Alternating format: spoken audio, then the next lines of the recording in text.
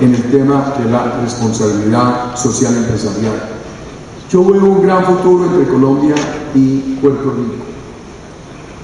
Yo creo que hay que desarrollar asociaciones empresariales entre colombianos y puertorriqueños. Si ustedes me dijeran qué aspectos comunes veo el aspecto común de quererse integrar a la economía del mundo, de tener mucha claridad sobre sectores líderes. Veo que aquí hay una dirigencia empresarial que da toda la confianza para asociarse con ella, y allá también. Por eso sería muy importante que esta gran asociación empresarial de Puerto Rico, las cámaras de comercio, estuvieran en un proceso permanente de integración. Y ese país nuestro, con todos los flagelos y dificultades que estaba en mejor tendencia, tiene un mercado de 47 millones de habitantes y puede llegar a ser rápidamente, hoy es el tercer mercado latinoamericano en habitantes, después de Brasil y México, y puede llegar a ser la cuarta economía. Quiero terminar aquí, distinguidos amigos, para dar lugar a preguntas, comentarios que algunos de ustedes quieran formular, y yo le voy a pedir a nuestro director ejecutivo, el doctor Rico, que él sea quien asigne la palabra a quienes de ustedes quieran pedir.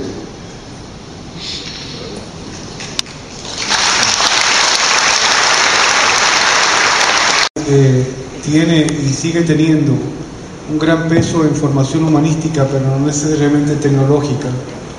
¿En qué medida Colombia fomentó la ciencia, la tecnología, la innovación dentro del sistema educativo, dentro de su gestión gubernamental? Cuando mi generación estaba joven, había una gran controversia política, porque cuando se proponía formación tecnológica decían que excluía la formación humanística.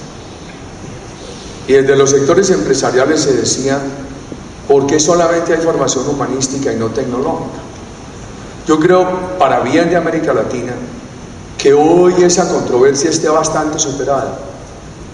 Y además, con todas las herramientas que hay hoy al servicio de la educación, usted puede impartir una educación tan rica en la parte humanística como rica en la parte tecnológica. Además, cuando usted puede tener hoy educación virtual a distancia, con todas estas herramientas de la revolución de la informática, usted puede dar educación de toda la vida. Yo creo que hay dos diferencias muy importantes adicionales a esta entre la juventud de mi generación y hoy. Cuando yo estudiaba en la universidad pública, yo estudiaba y trabajaba, pero la mayoría de mis compañeros solamente estudiaban. Hoy la mayoría de los estudiantes colombianos universitarios estudian y trabajan. Ahí se ha presentado un gran cambio, pero miren el otro, que lo observo en muchos países de América Latina. Cuando mi generación se graduó, cuando yo me gradué en Derecho y Ciencias Políticas, me hicieron pensar que era suficiente y ya no había que volver a estudiar. Ahora estoy haciendo un curso intensivo de alfabetización en un computador Mac, porque mi generación corre el riesgo de volverse una generación de analfabetismo funcional. Hoy hay que combinar el estudio del trabajo desde joven, pero hay que ser estudiante de toda la vida. Ese es el otro gran cambio, y la revolución tecnológica permite serlo. Y cuando usted tiene esas posibilidades, puede tener un gran equilibrio entre la formación humanística y la formación tecnológica.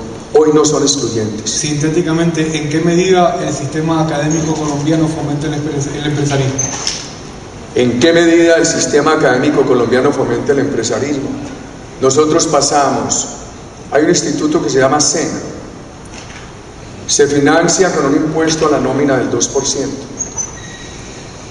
Cuando el gobierno nuestro empezó, ese instituto formaba 1.100.000 colombianos al año en oficios técnicos. El último año de nuestro gobierno, 8 millones. Pero la gran orientación fue hacia el empresarismo, más que al empresarismo, hacia el emprendimiento. Ahora, no basta con la educación, hay que llegar al microcrédito, a los fondos de garantía y al capital semilla. Y ahí tiene que hacer un gran esfuerzo el sector privado y el sector público. Los gobiernos tienen que gastar dinero en capital semilla para las empresas semilla de los jóvenes, especialmente en los sectores pobres. Señor Uribe, en una crisis tan profunda como la que atravesaba Colombia en su momento, ¿cómo pudo convencer al sector privado y al sector público de no caer en medidas cortoplacistas y para salir de la crisis y enfocar el país en medidas de largo plazo para salir de la crisis? Y si me permite una segunda pregunta bien rapidito, Normando. Claro. ¿Qué 2 o 3 lecciones usted aprendió como líder en su gestión que quisiera compartir con el grupo? Muchas gracias. Nosotros hicimos un estudio debatido públicamente desde el 2003 que se llamó Visión Colombia Segundo Centenario de Largo Plazo. Segundo, hicimos pedagogía.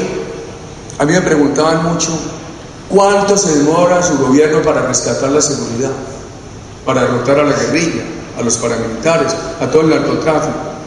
Dije, nos podemos demorar mucho, no podemos pensar en el corto plazo, pero lo que sí van a encontrar ustedes es que todos los días, en todas las horas, lucharemos intensamente. Esto es, tener unas metas de largo plazo, pero un gran esfuerzo por cumplirlas. Y también nos ayudaron mucho las metas parciales, lo que yo llamo las victorias tempranas. Por ejemplo, en seguridad, hubo un caso, les pido un poquito de paciencia porque no es fácil resumirlo mucho. Los colombianos no podían salir a las carreteras porque era un año de secuestro de 4.000 personas. Entonces yo le dije al ejército a los pocos días de llegar al gobierno, vamos a volcarnos a las carreteras.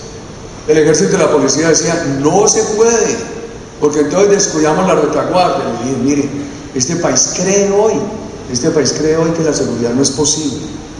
Nosotros necesitamos una victoria a corto plazo para que la ciudadanía empiece a ver que la seguridad es posible. Y además, si nos volcamos sobre las carreteras y frenamos los secuestros en las carreteras, frenamos también una fuente de financiación del terrorismo. En aquellos fines de semana extensos con lunes festivo de finales de 2002 se hizo el experimento y los colombianos se volcaron a las carreteras y se cambió una expresión tensa de los colombianos por una expresión de alegría y por primera vez se creó en los niños afecto por la policía del ejército. Yo recuerdo a los niños con banderas de Colombia en los carros saludando a los soldados y policías que estaban en las carreteras. Se creó confianza, una victoria temprana. Los cruceros del Caribe tan familiares aquí, tan importantes, no querían ir a Cartagena. Yo me comprometí con ellos que personalmente dirigiría la seguridad de Cartagena y prácticamente cercamos a Cartagena, a la zona por donde se mueven los turistas de los cruceros. Eso fue otra victoria temprana. Las victorias tempranas, cuando usted le suma determinación, van creando confianza en los objetivos de largo plazo. Hay que mostrar más determinación que sobredimensionar resultados. Determinación. Ejemplos de liderazgo, tantos, querido amigo. En materia de corrupción, cuando el gobierno nuestro denunció la corrupción, antes de que llegara la prensa a descubrirla, nos fue bien. Cuando se puso a la defensiva, nos fue mal. Hay que perseverar en las dificultades. A mí me presionaban mucho para que negociara con la FARC, el grupo terrorista, la liberación de la señora Ingrid Betancourt. Yo decía, yo no puedo, porque entonces va a pasar lo mismo, que han negociado esos rescates, liberan a la persona y a la semana ya no secuestran uno sino docenas. Y tuve que resistir una presión internacional tremenda y nacional. Llegué de presidente electo a Francia y me dijo el presidente Chirac, había una multitud contra mí. Me dijo, mire, es que este es un problema. Me dijo, yo estoy de acuerdo con usted, presidente, pero este es un problema político muy delicado, hay que decir otra cosa. No, presidente, yo no digo otra cosa. Yo digo, en la vida pública hay que decir, en público lo mismo que en privado. Yo voy a decir en público, ¿por qué no negocio con esta gente? No se puede cambiar de discurso, ni se puede cambiar de auditorio, no se puede cambiar de discurso porque se cambia de auditorio. Yo no puedo tener un discurso para los empresarios y otro para los trabajadores. Hay que tener el mismo discurso. Hay que perseverar ante las dificultades. Recuerdo un episodio muy difícil, que lo obliga a uno como líder a asumir responsabilidades por circunstancias que yo llamo estado de necesidad. Yo tuve que bombardear un pedazo de la selva ecuatoriana donde estaba un campamento del grupo terrorista de la FARC. Y usted me preguntará, ¿es lo ideal? No. Yo le pedí perdón al Ecuador, fue un estado de necesidad. Ese grupo terrorista desde allí nos asesinaba a colombianos. A mí me tocó ir a un sitio de la frontera que se llama Teteye a recoger los cadáveres de 28 soldados y entregárselos a sus familias. La guerrilla había venido desde su escondite en Ecuador, los asesinó y se regresó allá. Y desde allá nos tenían controlado el secuestro de Ingrid Betancourt, de los 3 norteamericanos y de docenas de colombianos. Yo ordené el bombardeo. Era el 6º intento contra el cabecilla Raúl Reyes. Y al otro día me llamó una personalidad muy importante de Colombia y me dijo, para evitar el problema, se le va a venir el mundo encima de él. Para evitar el problema diplomático, eche al comandante de la Fuerza Aérea. Yo le dije, no. Si echo al comandante de la Fuerza Aérea, de pronto evito el problema diplomático, pero destruyo la confianza que hemos construido en las Fuerzas Armadas para derrotar el terrorismo. Aquella noche lo que hice fue yo asumir la responsabilidad por la gravedad del problema diplomático, proteger a la Fuerza Aérea y resaltarle el mérito operativo. Dije, yo soy el único responsable de estos problemas diplomáticos y lo que merece la Fuerza Aérea es nuestro aplauso porque ellos lo hicieron bien para la seguridad de los colombianos. Yo no sé tantas lecciones de liderazgo que ya seguramente no habrá tiempo de aplicarlas porque este pelo se volvió blanco, pero por lo menos contarlas. Muy bien, vamos a cerrar el ciclo. A nombre de Puerto Rico le damos las gracias por compartir la experiencia de haber hecho de Colombia un mejor país. Para nosotros, escucharlo a usted es esperanza de una receta que nos pueda convertir o que nos pueda hacer cómo cambiar nuestra realidad de país actual. Lo escuchaba y hablaba de que usted, Colombia, utilizó a Puerto Rico muchas veces de ejemplo para muchas cosas que hicieron desde el punto de vista industrial, desde el punto de vista educativo, desde el punto de vista social. Yo creo que esta concurrencia que lo escucha usted hoy, quisiera escuchar una receta. Quisiera escuchar algo que pudiéramos hacer no desde la perspectiva política. Puerto Rico ha perdido desgraciadamente la fe en sus políticos, pero Puerto Rico se levanta como país para hacer de Puerto Rico un mejor país desde sus ciudadanos hacia la política. Nos gustaría escuchar una pequeña receta de usted de cómo podemos hacer de Puerto Rico un mejor país. De Puerto Rico.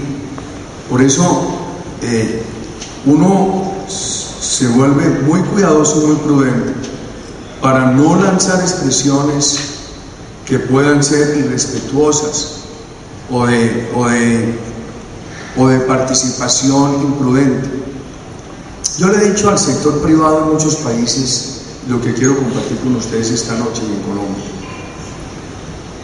El sector privado no puede ser servil, sino que tiene que ser líder. Para ser líder, como sector privado en su conjunto, debe actuar no con criterio partidista, sino con criterio nacional, independientemente de que cada uno de sus afiliados tenga una u otra orientación partidista. Y el sector privado debe ayudar a construir los grandes consensos nacionales. Debe iluminarlos, convocando a todos los políticos. El sector privado debe sugerirle a todos los políticos, independientemente de la afiliación partidista, caminos para el país, constructor de consensos. ¿Y cómo lo hace para ser más efectivo? En un diálogo permanente, sin protagonismo publicitario. Porque si propone esos consensos basados en el protagonismo publicitario, despierta celos políticos. Y ahí se necesita más eficacia y menos celos. Yo creo en el sector privado como constructor de consensos, por encima de las diferencias partidistas de la política que se dan en cada uno de nuestros países.